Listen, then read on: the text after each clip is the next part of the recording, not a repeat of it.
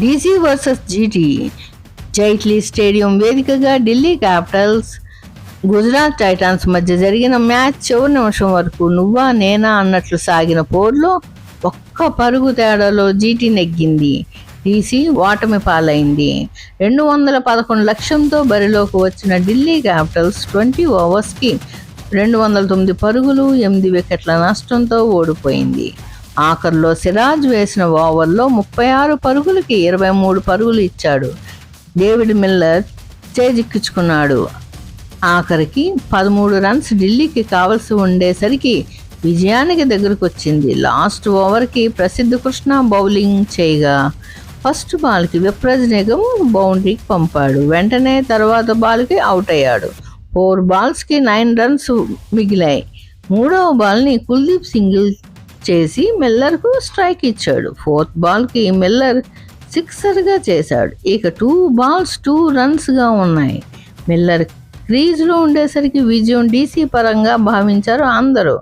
5th ball సింగిల్ని అవకాశం ఉన్నా దాన్ని ఉపయోగించకుండా స్ట్రైక్ దగ్గర ఉండిపోయాడు. కానీ last ball Prasidh Krishna super బౌన్స్గా వదలడంతో మిల్లర్ టచ్ చేయలేకపోయాడు. మిల్లర్ బై కోసం పరిగెత్తగా జోస్ బట్లర్ సూపర్ త్రోతో స్ట్రైకర్ లెఫ్ట్ స్టంప్కి త్రో చేయగా ఆట జీటీ పరమైంది. 5th బాల్ సింగిల్ చేసి ఉంటే మ్యాచ్ టై అయ్యేది.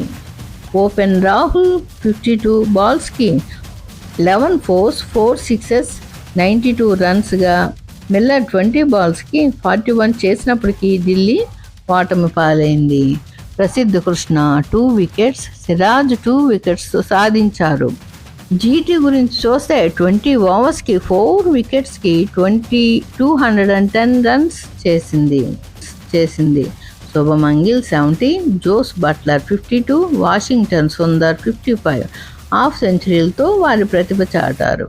బౌలింగ్కి వస్తే ముఖేష్ కుమార్ 2, ఎంగిడి, కుల్దీప్ యాదవ్ చెరో 1 సాధించారు. మీకు ఈ ఛానల్ నచ్చినట్లయితే ఐపీఎల్ హైప్ తెలుగు ఛానల్ని లైక్ చేసి షేర్ చేసి అండ్ సబ్స్క్రైబ్ చేసుకోండి. మరిన్ని మంచి వీడియోస్ మీ ముందుకి.